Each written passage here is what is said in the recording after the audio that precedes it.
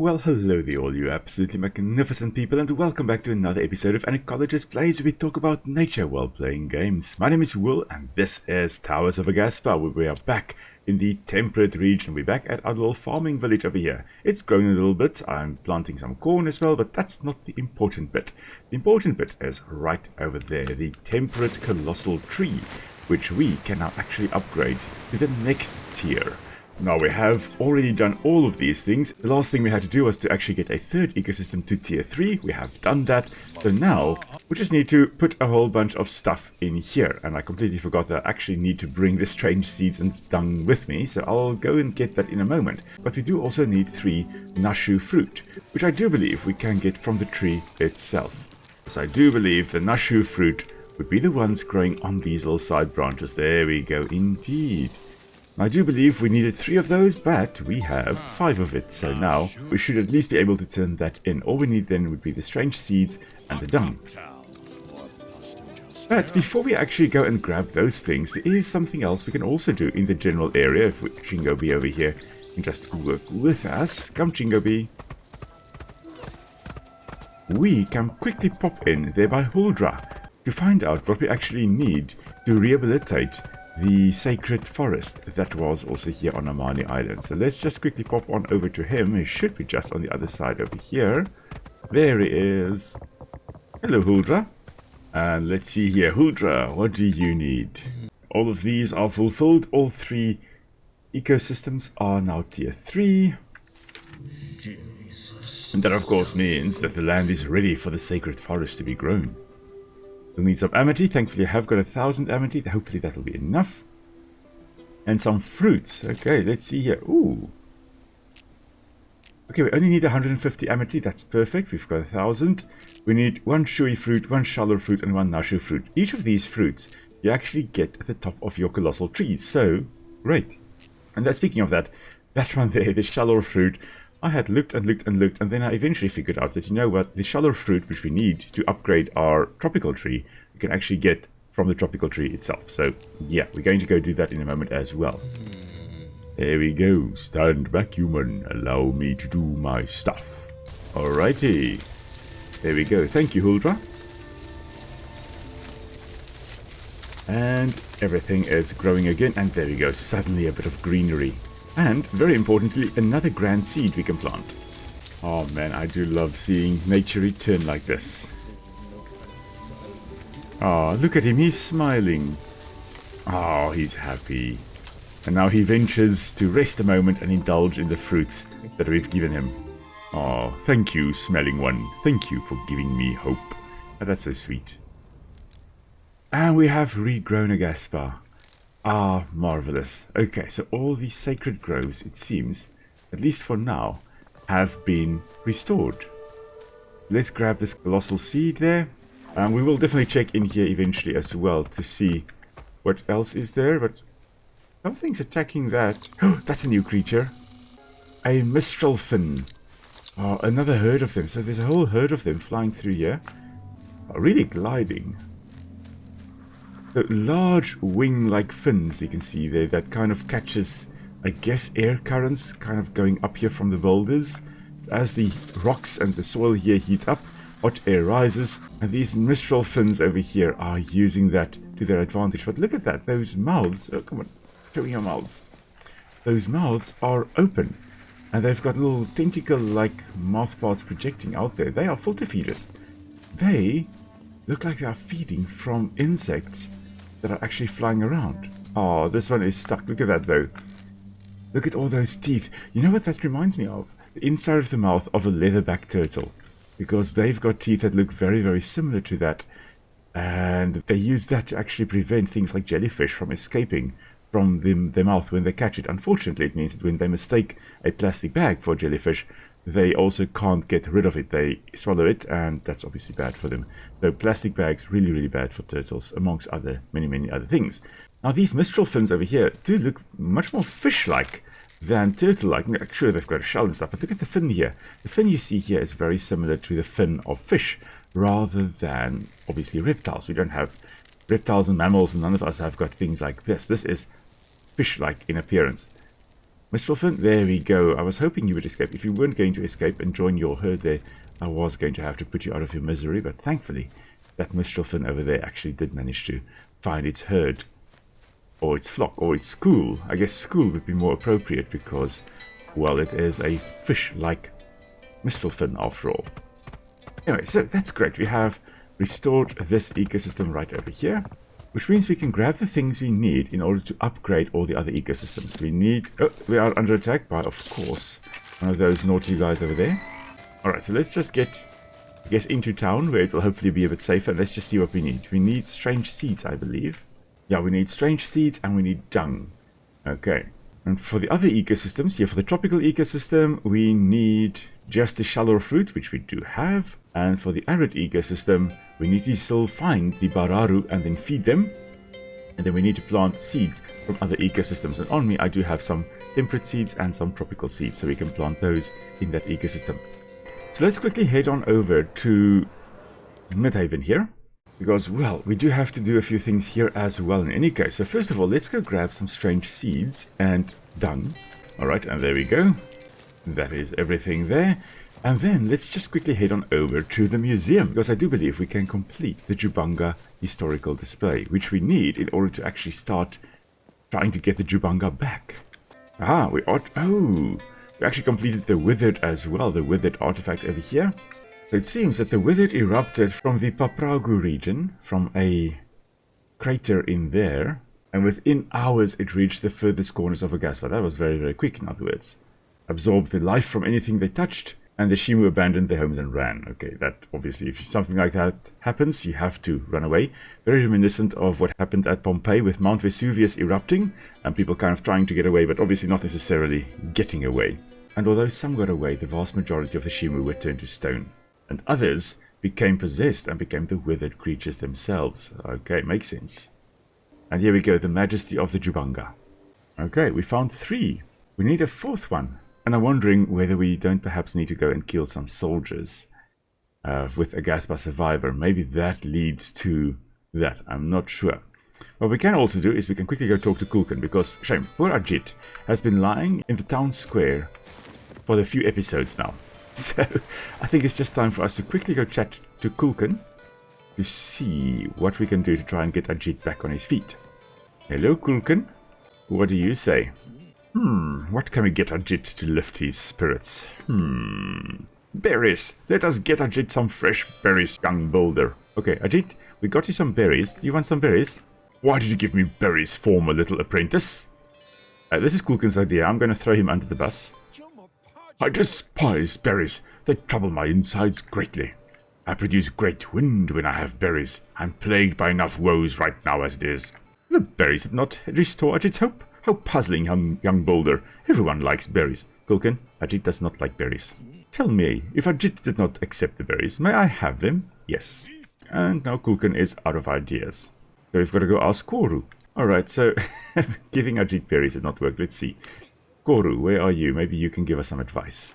Now, the reason we are doing this is because we do need this to actually upgrade Midhaven. If you look at the village board here, we need to help Ajit overcome his woes, and we need to help the Jubanga return to Aghasba. Now, returning the Jubanga to Aghasba, we have not been able to do, but hopefully we can get Ajit back on his feet. Koru, what do you say? Whenever I went through troubled times in my youth, I would visit the Sky Temple and look up at Winguri's vivid skies. Let us rebuild the Sky Temple and see if this reveals something to us that can help Ajit. And Koru advises us to visit the Sky Temple, and maybe something there can help us with Ajit's problems. Now, we're not going to do that now. Instead, what we are going to do is we're going to change it to morning, and then we are going to head off to our tropical ecosystem, which I now need to figure out. There we go. I was like, I got turned around there. This is the way. And here we are at our tropical ecosystem, so let's just quickly pop on over here, and let's pop in the shallow fruit, and Shimu Shima, let's let the big tree grow. And there it goes, the tropical tree is becoming larger and larger and larger, and we are hopefully going to see so many new animals in this area. I do believe we are, however, basically under attack. There is something I did see An animal's health bar going down. So there is something attacking something here. It was probably that swamp jaw that is running around in this area again. Luckily, we were not under attack. Oh, now we are. See, it is that swamp jaw again. And now it is not going to bother any of us. I was wondering about the pink bud here. What do we get when we actually harvest this? Because, well, now we do have an iron shovel. Okay, we get pink pigment, fiber, and oil from that. Okay, that's cool. Shallow bow. It's great to actually find out. Okay, shallow fruit, strange seed, and some more oil. Right, now I don't see any new animals yet, though I'm sure some would pop up at least a little bit later. Alright, so just checking how to upgrade it to level 5, the Emperor Flower here. We need to harvest grand seeds from the Colossal Tree. Oh, so I guess there are 2 grand seeds up here. Okay, so we need to go do that quickly. We need to grow all 3 ecosystems to tier 4. We need to feed the Gorilumo in this ecosystem. Apart from that, we've got everything done. Oh dear. Okay, so somewhere up there would be some grand seeds. Now I have heard that climbing this tree is a nuisance. So let's see how that goes, shall we? I'm just taking it nice and slow. What have we got? There's a tropical grand seed. Is there also one at the top here?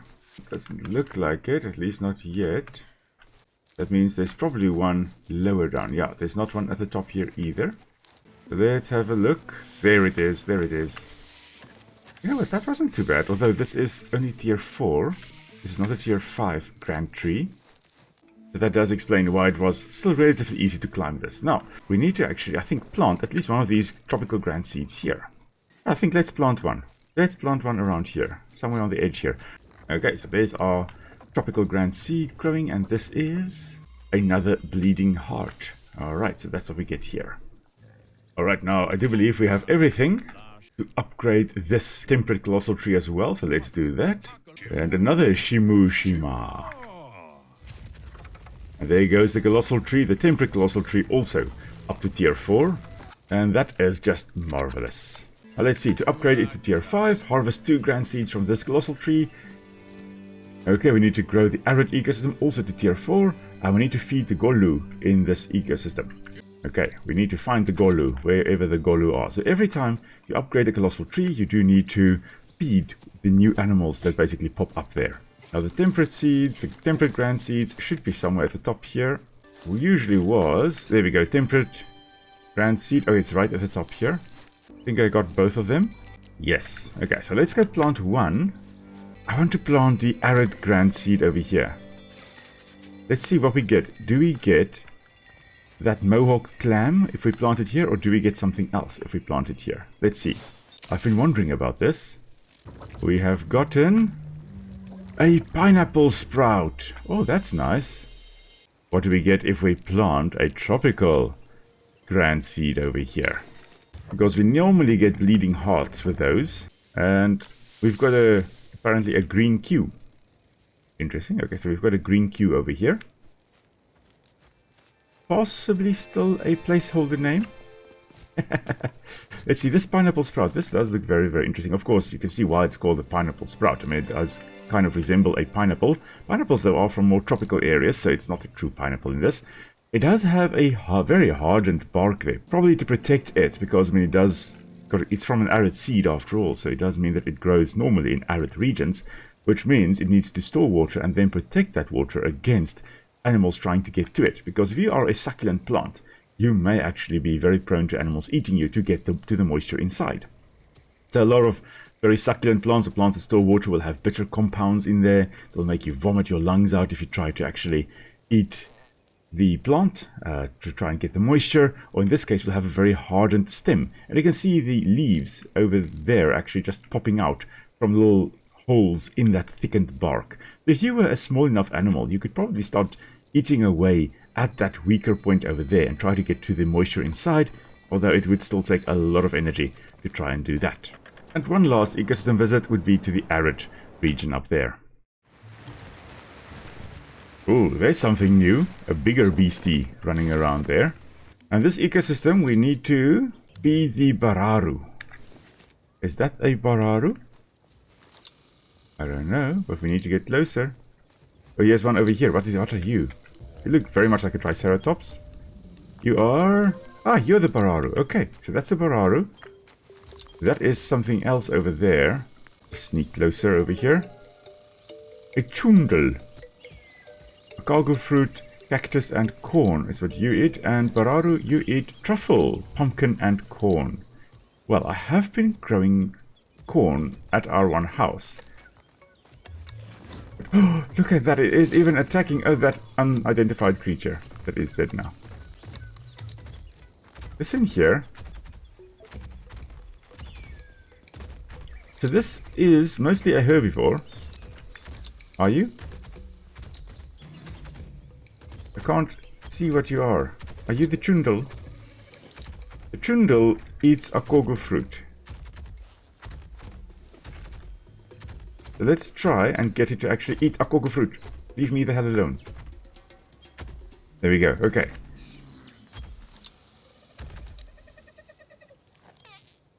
Right. Are you going to leave me alone now that I fed you? Or are you still going to attack me? Oh, nice. Okay. Oh, that's cute. Oh, that's cute. Okay, I don't care about the fact that you tried to attack me earlier. You're rolling around. That's nice. Okay, so it has a very powerful tail, and it was using that tail to actually whack that smaller critter that died as a result of it. Are you friend now, or are you now still enemy? Doesn't have a turning circle. He's got more of a turning line. I think he does still want to attack me, but he can't get to me. I noticed those weird things growing on his back. It almost seems like there are things extending from them. That may be for breathing. I don't know, maybe that's his breathing apparatus. Maybe this is like, well, a very furry slug in essence. Like nudibranch, actually, which has got their gills on the outside of their body. I think he's getting closer to me with every turn, but we are just going to not worry too much. I think those things extending out of its back would be actually part of its respiratory system, so it's breathing from that. I think so. Even has some on the tail as well, on the tail tip there. It also has a very hardened beak, which probably allows it to actually go and open up the akogo fruit. I think the akogo fruit are actually relatively tough. Okay. And there it goes. Oh, there it goes doing its thing, I see. Now, anyway, so what I was going to say before basically being attacked by the chundel over there, we can feed the Bararu because, well, they feed on truffles. Now, sure, I have grown corn and we could go feed them that, but we also have got truffles right over there on us. And where I got the truffles from would actually be from the feather fungus in the temperate region. That's where I actually got it from. Now, it seems the Bararu is now MIA again. Oh, is that the Bararu? That's the Bararu, eh? This is the Bararu. Yeah. Yeah. Hello? Are you going to attack me? Yes. Okay, I may have been wrong. That may not be part of its respiratory system. That may be part of its attacks. We have, however, now fed this Bararu, and... Okay, what are you doing? Are you... Okay, I thought the Bararu is also attacking us. But notice... Are you attacking me, or are you just running around gleefully? It looks kind of chilled with us now, though. Hello? Yes? Oh, I think maybe it is just friend. No, it's not friend. It is not friend. Okay, obviously using its claws to whack us as well. And then its tail to whack at us as well. Oh, man. The betrayal is real. Why? Why are you like this? Why is the betrayal real? Listen here. This is not nice of you to come and attack us like this. I gave you food. And this is how you repay me? Now, despite being a herbivore, of course, it doesn't mean that just because it's a herbivore, it is friendly. I mean, you don't want to go up to a buffalo or a hippo or an elephant and go, you know, pat it on the head, because you will be attacked by them. It is a wild animal. And yeah, we definitely... The trundle over there decided, you know what, stuff it. We are going to attack this person over here as well. Now, the Bararu, on the other hand, looks a little bit more chilled. If you look at it, you can see there is a nice keratinized horn right on the front there. That, of course, it would be using as a defense mechanism, poking anything trying to damage it or attack it. Also has got its forward-facing ears and then these big crest-like, horn-like things sticking out of the back there. It's not brightly colored, so I don't think this is for display, although antlers also are not brightly colored, and that is to indicate health of an individual, so maybe it does help females gauge the strength of a male, or males gauge the strength of a female, so maybe it is a way for individuals to recognize how strong other individuals are. It also has got weird tubes sticking out of its front legs, which I wonder whether that is for breathing or whether that is to produce sounds. Yeah, I'm leaning more towards the production of sound. I don't think that's breathing, but there would most likely be some tubes connecting. Well, if it is connecting to the lungs, maybe it is for breathing. Maybe it also is for the production of sounds. I think it may be sound production. Hello.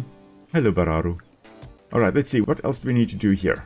All we need to still do is plant seeds from other ecosystems. Now, we have got a lot of seeds. You know what? I do want to come and see what happens if I plant a temperate grand seed here. Because why not? Because we got the fat walker previously, and here a sombrero sprout. Nice. Okay. And what do we get? I don't think we've got another tropical grand seed, unfortunately not. No, we just have another temperate grand seed. Okay, fine. We do have another colossal seed that we can also plant somewhere.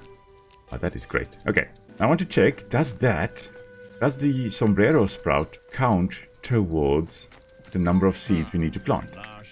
It does not. Okay, so we need to plant the normal tropical seeds and normal temperate seeds. So we're going to plant 5 of each because we just need to plant 10. Now, as always, I'm going to space them apart a bit so they do not compete with one another for space and for water and things like that. Otherwise, we are going to have a very low success rate. And that is due to something known as self-thinning. If you plant 1,000 seeds very closely together, you're not going to have 1,000 plants growing closely together. Instead, you're going to end up with a few plants, but they're going to take a very, very long time to grow and reach maturity. We can't sustain any more plants, which does mean we need to take out some of the plants growing in this area. But that self-thinning basically just means, some outcompeting the others. The weaker individuals don't survive, some of the strongest survive, and it is known as -3/2 self-thinning. And that -3/2 is just the gradient, the steepness of the line, indicating the decline, which basically says that you can only grow a certain number of individuals in a certain area. And if you exceed that number of seeds, let's say you can support 30 plants in this ecosystem, and you plant 100, they are going to die systematically until you are left with, let's say, about 30 plants that you could support in this ecosystem. Let's see, what do we get here? Oh, we get succulent ally. Oh, that's cool. So when we plant seeds from other ecosystems, you get other plants here. So we get succulent ally here. So the succulent part they're referring to, of course, it is storing water. It's in an arid region. It needs to store water. Otherwise, it's going to die when the droughts come. We also have, I did just see here, a salt bush. So this salt bush here most likely accumulates salts in its tissue because it would be growing in probably areas that are quite salty or saline. You don't want too high salt concentration in your tissues because that's going to be bad. The cells are not going to function properly. So these salt bush then most likely have some kind of place, some kind of cells or tissue that they will be storing the excess salts in. And that will prevent them from actually having a too high concentration of salts in their body. Also some more salt bush here. Okay, that's great. I think I have now planted 10 seeds and we have fed the Bararu. Yes. What else do you need, Sprite? Dung, shui fruit, and amity. Oh, okay, my amity is really becoming low. I'll have to grind some amity as time goes on. Now, shui fruit we should be able to find up here. Now, while we are climbing this, it was mentioned in one comment on the previous episode that maybe this phoenix plant over here, the fruits, are so high up to prevent land animals from eating it, so that maybe it is dispersed by birds rather than wind. And so I've had a look, briefly or quickly, just to see, okay, what do these fruits actually look like? If they are fleshy, they most likely would be eaten by birds. But if they are dry, then they wouldn't actually be eaten by birds. They most likely would contain smallish seeds that would then be dispersed by wind. And as you can see here, it looks like it is actually quite a dry fruit. It looks like there are some scales breaking away there or opening up there, indicating that probably as this fruit ripens, those scales will open up a little bit more, very similar to a pine cone. and it would contain small wind-dispersed seeds. Now, it does not mean, however, that birds won't eat this. If you look at pine cones, for example, there are some birds like the grosbeak that can open that. So there could be some birds or bird-like creatures that do open up this fruit over here and actually get to the seeds inside. But I do think that those seeds would then be crushed up by the digestive system, by the mouth and the teeth, and eventually the acid in the stomach of the animal that eats it. And I think the main way that this is actually dispersed would probably still be wind. Just for interest's sake. Now, I still need chewy fruit, and I can't see any chewy fruit on this at the moment. That does mean I may have some of it stored away at Midhaven, or maybe I don't. I don't know. What I do know is we are going to just feed a bunch of animals, because we do need dung. And there we go, something has been feeding. Unfortunately, we don't have enough dung yet, but we will get there eventually. Ah, the Boraro is so cool looking. What a slow creature. I mean, it is very hippo-shaped, though. Bigger than a hippo. Hippos are not this size. I mean, hippos are slightly shorter than this, but very smooth skin. Obviously, you don't want a lot of fur trapping heat, so yeah, it makes sense that you would have a hairless body, especially larger animals. I mean, it's surprising that this Fuzaroo over here is so fuzzy. But the Bararu would most likely actually be preferring areas with water. Now, thankfully, we are quite close to water. When a big animal like that, hairless as it is, it would not survive in the sun. It most likely would be chilling around in the water hole down there, and most likely at night would be coming out to come and feed on the plants that are present here. Similar to how hippos do. Hippos will spend their days lazing around in the water, and then at night they come out and then they feed on the grasses that grow in the area.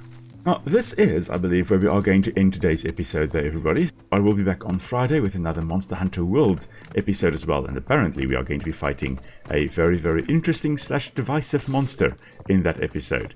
So come and join me for that then. And of course, as always, if you've got any questions, please do feel free to pop it down in the comments below. And if you have any suggestions of what I should try and do next, please do also drop it down in the comments below. Thank you very much, everyone, for joining me on my little adventure. Hope you enjoyed it. I had a lot of fun, and I will see you all again soon. Bye!